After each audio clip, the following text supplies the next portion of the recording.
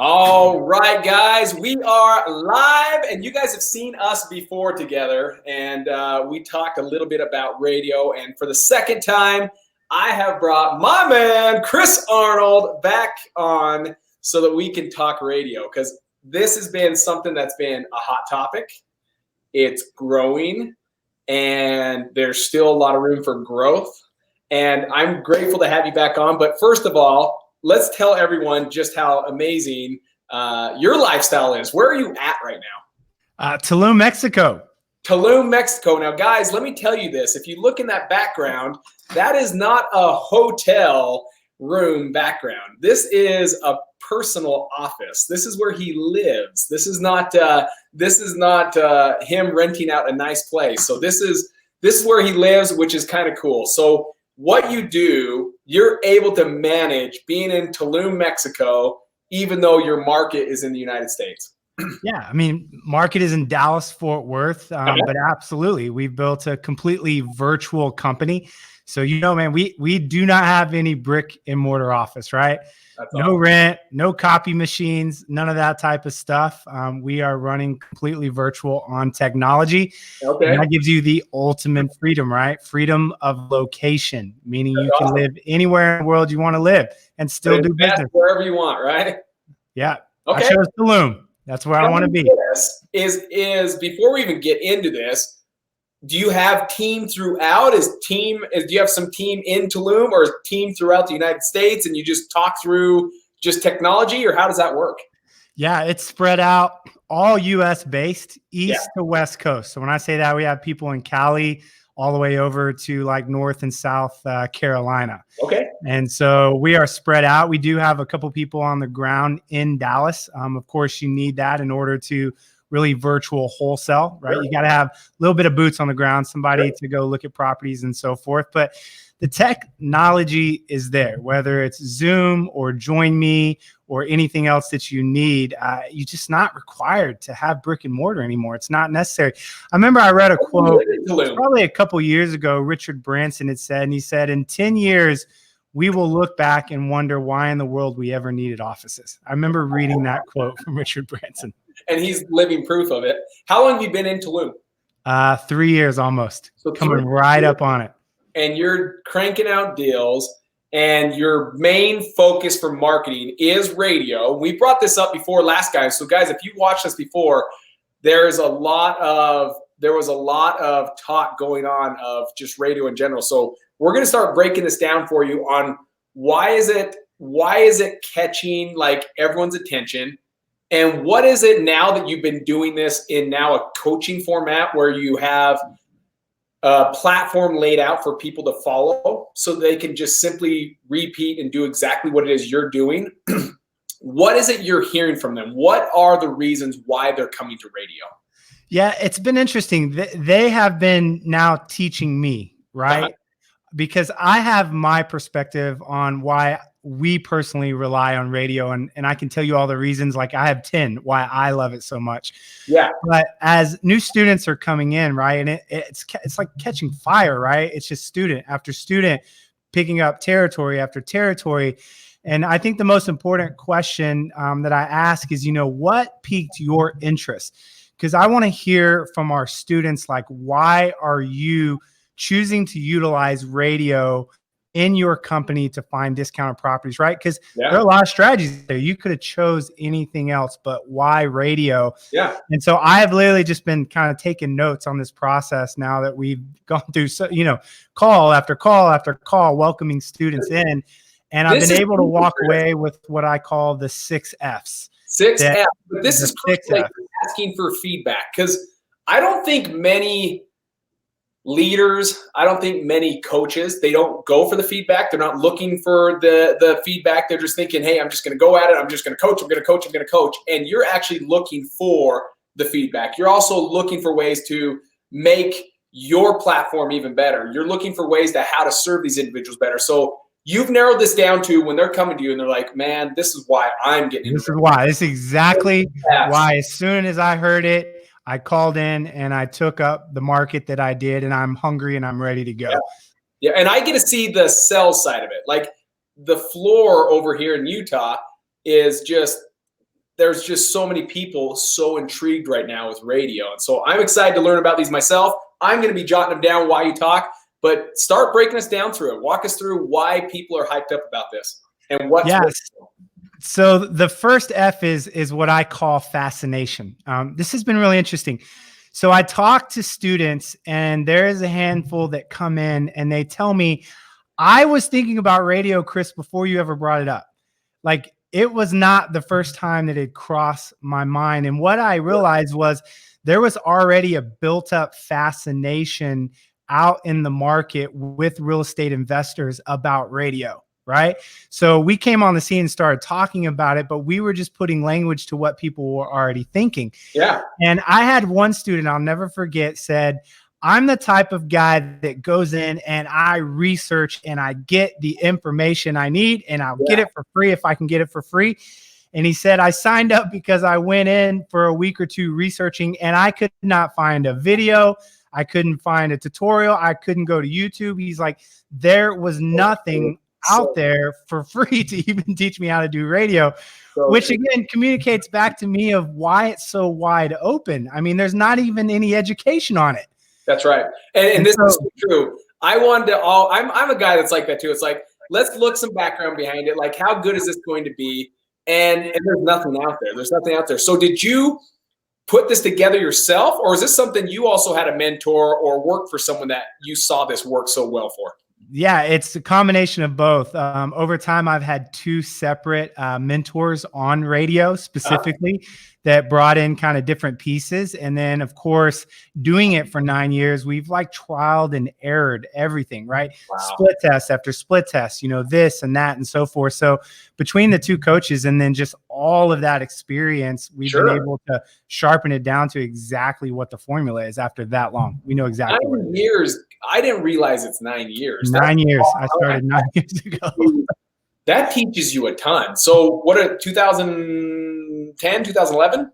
Yeah, it would have been right about that time. It's when I first launched. And you're learning also during what's trying to be get out of a recession, right? Like, you're starting to learn in a time where it's like, let's see if this is working. So you've learned quite a bit in 9 years. So the first one's just fascination in general. And I think we talked about this maybe last time, but I'll share it again, is the fascination piece. Like, I know in Utah, at least, everyone can restate the place where you'd go buy your wife's wedding ring. Like, everyone knows it because it's a jingle. Like, every single one can repeat it without even hearing it. They can say it verbatim because it's so like prevalent on the radio. Same thing with attorneys. If I got hit in a car, I already know the phone number I'm calling, and I already know who it is I would use because I hear them nonstop on the radio, to the point where me and my boy, Bentley, we went to a Jazz game, and I saw those attorneys, and I saw them walking around, and I sat there, almost felt like a little fanboy for a second. I was like, oh my gosh, those are those attorneys that we keep hearing on the radio. And it built that like celebrity factor, when in all reality, it's just a radio ad, but in our heads, it really does put in this celebrity factor, which I thought was really cool. So I love that about the fascination. Yeah. The next F that my students have taught me is fear. Fear, particularly around things like ringless voicemail, text blasting. What they're coming back and saying, you know, I put a lot of eggs in that basket. Yeah. And I know that the regulation is starting to kick in. We know that technology has the ability to just disrupt and shut all of that down. Yep. And so they're coming in going, you know, this has been great. I've been riding this ride as long as I feel comfortable. But to be honest, with a lot of my eggs in that basket, I'm fearful. I'm looking for something that's consistent and dependable. And, you know, as I say, I don't know anyone that ever got shut down advertising on radio. It's not going to get regulated. You know, automation isn't going after that particularly, because we're not spamming people. That's right. Right. People that tune in on the radio, they are opting in by turning on the radio themselves. And so people are going, man, I need something dependable. And the fear that I see out there has been driving, particularly some of the students that have come in to make that choice. They want more security around their lead generation. Brilliant. So they're not coming because they're fearful of like, oh, what's the come of radio? They're getting in because they're like, my marketing channels, the current ones I'm in, I'm fearful. Yeah, they're fearful of the ringless voicemail, the text blasting. Those are, and I'm saying those because I'm putting words to what the students are coming in and say. That's exactly what they're saying. I'm fearful around those particular ones. That's right. And those are heavily regulated. That's 100% true. And they're being heavily used right now, right? They're really inexpensive. You can get a good return. So if you're new to the game, you are probably starting off with texting and RVM. And it's great to mitigate and minimize price, but man, you start to put a lot of weight on that and grow expenses in your company, and then all of a sudden that turns on you. I mean, our students see it. Like I'm getting ahead of the curve here. I don't think it's an end all be all too. I think it's a great way to begin, but if you rest all your laurels on that one marketing channel, it's still a tough marketing channel. It's one of those things that it may help facilitate more leads, but if that's your end all be all, that's a tough channel. Like I fascinate about numbers. So me and my business partner, we're always are honing in. And if I had to say, hey, I'm shutting down all my lead sources and it's only going to be from text message or Ringo's voicemail, we would be cutting off all of our whole team and we'd be back putting on all the hats and wearing them. So it's something I think it's great for beginning, but it's not the end all be all. And people really need to start thinking of what is that next channel? What should we be doing? So perfect. Third F, my friend. Yeah, frustration. And that actually really resonated with me because that was one of mine. Frustration about certain pieces of traditional marketing getting oversaturated, right? So depending on the area, let's use direct mail as an example. Direct mail is great, right? But there are certain areas out there, like I know in Dallas-Fort Worth, where that game has changed quite a bit. Yeah. And so students are coming in going, man, I'm just frustrated. I'm doing, direct mail like I'm supposed to be doing, but I know that there's 50, 60 other postcards stacked up on that table. Yeah. And everyone's fighting over that same list. And so they're looking to be able to pour into something and get back the time and energy that they're putting in. And I don't know about you, nothing's more frustrating than working a lead channel, working it strong, doing it exactly like you're supposed to, and then all of a sudden the results don't come back in. And you're like, what happened? But you have to realize it's not you, it's competition. Well, tell me this, because you said something that was kind of intriguing, is the fact that here you are, let's say direct mail, cold calling, Ringo's voice, text messaging, we're all going after the same list and we're going in with this lead channel. What is unique about radio is, I mean, I can answer this a little bit, but I think it'd be intriguing for all of us. I know where you're going.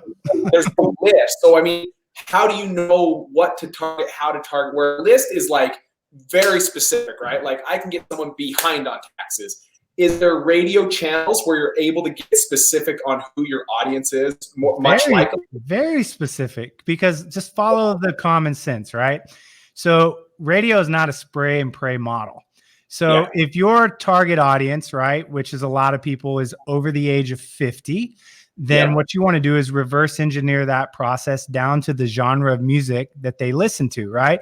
So let's use an example of like oldies, right? And the reason we know that that's targeted is because someone that's 20 and 30 years old, for the most part, is not going to listen, not going to tune into oldies. That's right. The genre of station actually pulls in a specific demographic. So when you get on that station, you're hitting precisely the demographic that you want to hit.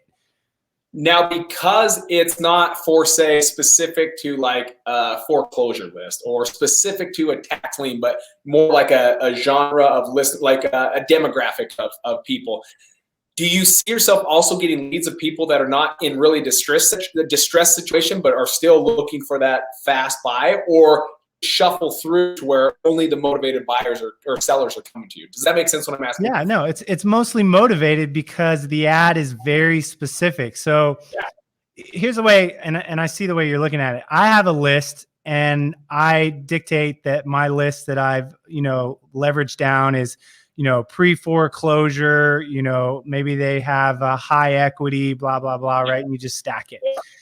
Well, then you go after the person. We do the opposite. Our ad is what filters and stacks. So are you going into pre-foreclosure? Have you inherited a house? Are you tired of being a landlord dealing with tenants, right?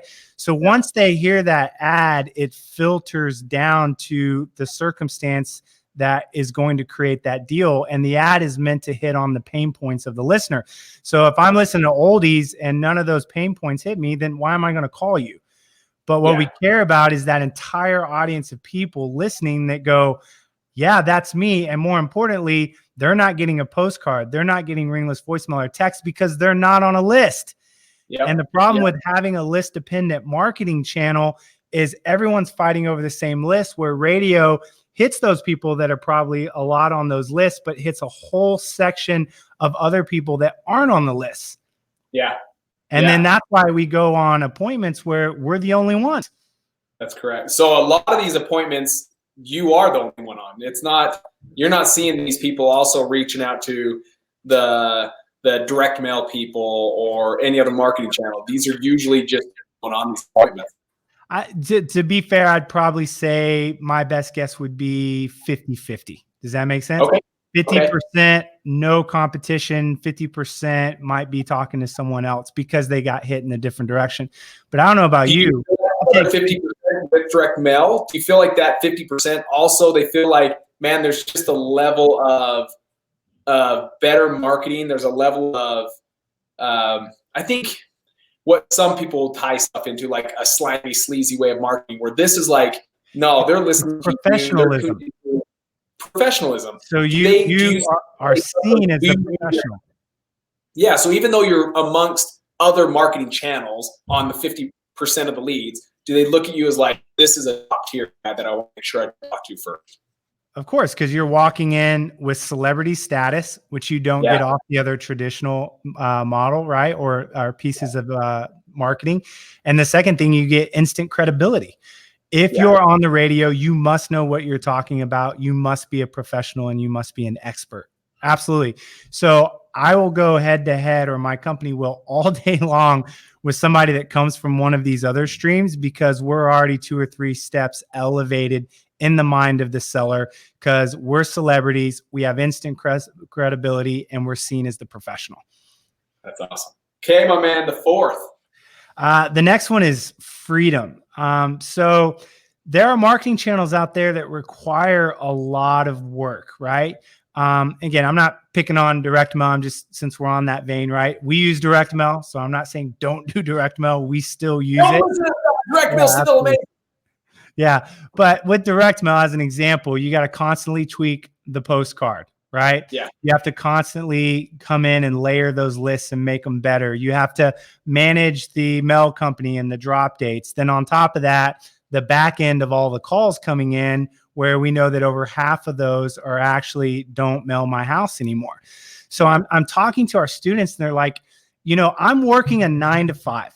I am trying to make this jump from being, you know, a 9 to 5 person to the investor. This dream, it's just like oozing out of them. Like they want it so bad. They're like, I'm just picturing this day where I just go to my boss and say, adios, I'm out, and I'm wholesaling or fix and flip full time, whatever that looks like. But the problem is, and the thing that they understand will slow them down, is that they get caught up in lead generation sources that require a lot of time. I talked to one couple that was literally handwriting yellow letters from the kitchen table before sending them out, right? And again, can you get a return on that? Yeah, probably so, but there's time that's just being eaten up that you could focus working on your business and making that transition faster from a 9 to 5 over into being full time, when you can set up something that's automated. And that's the thing about radio. It's set it and forget it. And so the students are going, I'm in it for the freedom, because I'm tired of managing lead generation sources that just take a lot of my time. I don't have that much time. Yeah. And do you have to look at it often? I mean, do you have to go back to it and tweak it and play with it? Do you have stats, much like mail? It's like my open or my response rate was this. I mean, is there a way to gauge that? Once a month. Once a month. You're going to come in, you're going to pull all of your KPIs from the previous month or your metrics, right? And again, if you're running several stations, this is really when that kicks in. And what you're doing is you're always top grading. So we have 7 stations. And so there's always one that should be on the chopping block, right? Good is the enemy of great. We want 7 great stations, not 5 great stations and 2 good stations. So we will obviously top grade, cut off the worst performing one, and then we'll upgrade and try something else that could be a better fit for us. But that is a meeting that I have with my marketing director and my COO once a month. to make that That's decision. awesome. Okay, the fifth, F. Yeah, I call it future. I actually really applaud our students for this because, coming in, we have students that are seasoned and we have really a large chunk of students that are newer to wholesale. And what I mean by that is they've been in the game less than 2 years or a year, right? Really starting to get some traction, figure this whole thing out. But here's the thing that they understand. Yeah. They understand the value of building a brand. And they are beginning with the end in mind, understanding their future, that these other pieces of marketing, let's use bandit signs. I'll pick on that one now. Bandit signs does not build my brand. I'm not going to put my company name on it. And what they understand is the stronger my brand, rather than me having to be as proactive, my goal is to become magnetic. Yeah. And so if my brand is understood in my entire city, then I'm going to start getting a lot more organic calls. And on top of that, going back to your first point, the stronger the brand I have, the more I beat out my competition. Yeah. And so they are really starting with this future mindset. And I totally agree. It was the thing that drew me to radio as well. Was like, how else am I going to build a brand? I can't do that through postcards either.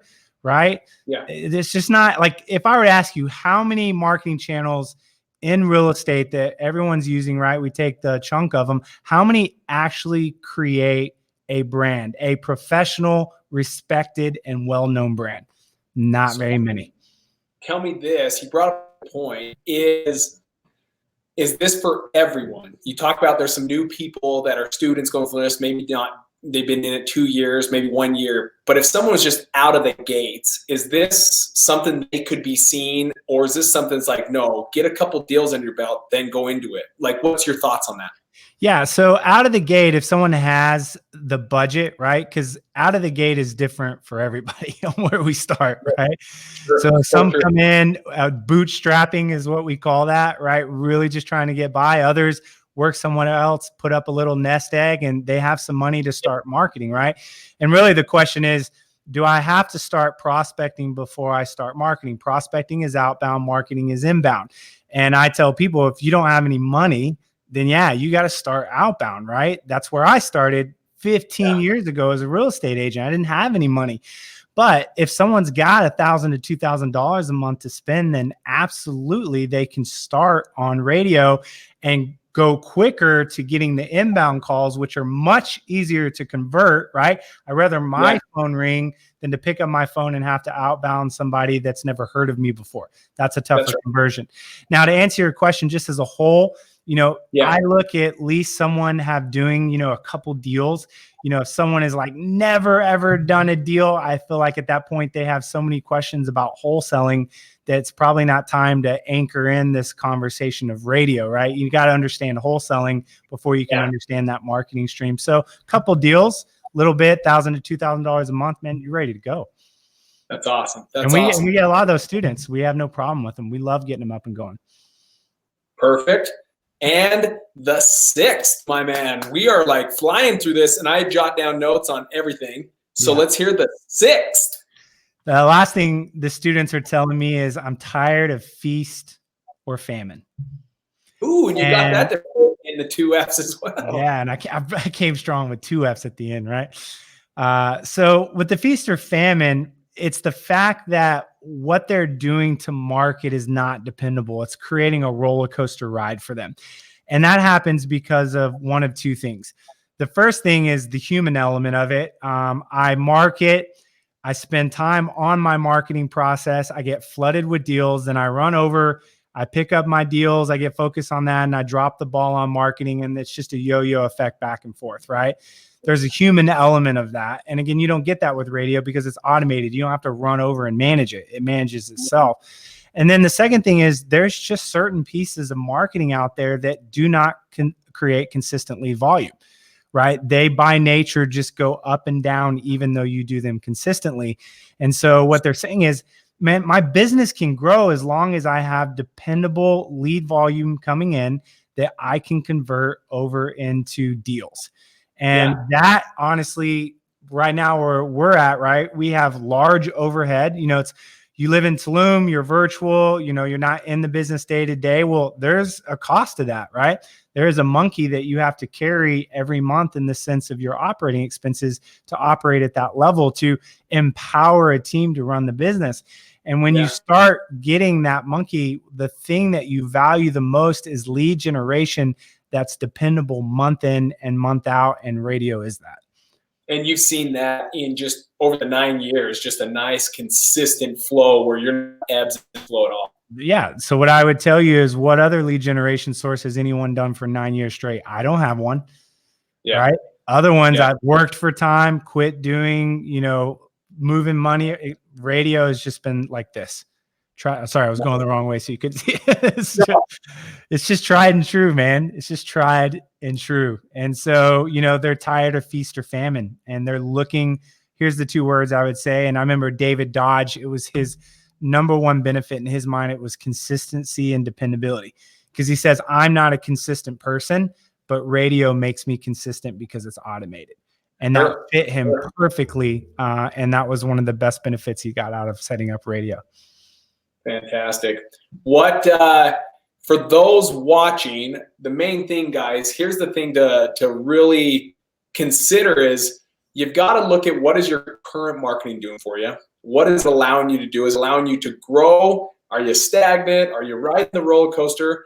If so, I think these 6 F's with the 7th kicker is really a good format to start looking at and saying, hey, does this sound like me? Is this something I want to do? Is there something that I want to put out marketing that comes back with no competition? And the leads that do come back with competition, it's set on a higher standard because you've done it in a way that they were listening to you versus you having to reach out to them in like a direct mail sense or a cold call approach. And you're almost put on this like a little bit higher tier, a professionalism, but almost like a celebrity status, much like I said when I saw those attorneys at the Jazz game. But if you're looking for stuff like this is something that we have already just begun. My business partner has been working with, remind me, name on your team? Who is it on your team again, Chris? Say that again. Who's the lady that we work with on your team again? Grace. Is it Chris? Grace and Sierra. Grace. So Mark is working with Grace. So guys, this is something that if you're looking to grow your marketing channel, we put the link right here, easy to see, but to go begin to have a conversation to see if it really is a fit for you and why this hype is so big right now, head on over to wholesalinginc.com/REI radio so you can fill out a short application, hop on the floor with Chris's team, and begin to have that conversation, because this is something you're going to want to put into your focus in 2020.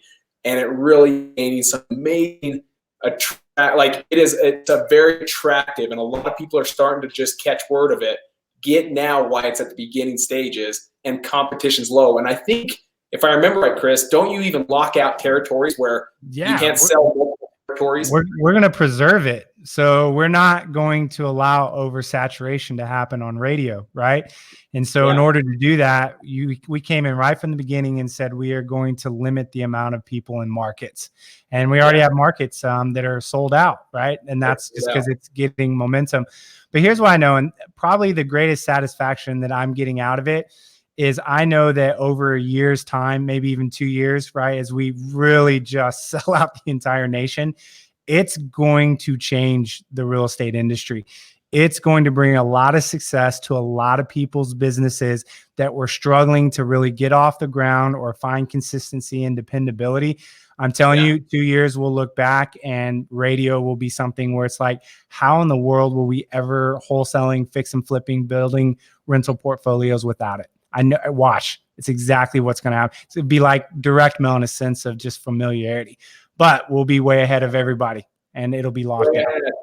Well, Chris, thank you so much. Guys, I want you to, if this is you and you want to get into this, really lock out the other competition for locking your own state out, your own territory out. Head on over. As Chris said, some territories are already locked out because he wants to preserve how amazing this is going to be. And he has a platform step by step that walks you through it. So those of you that know us at Wholesaling Inc., much like our course, We're all about that step-by-step guidance, leading you through to get your first deal.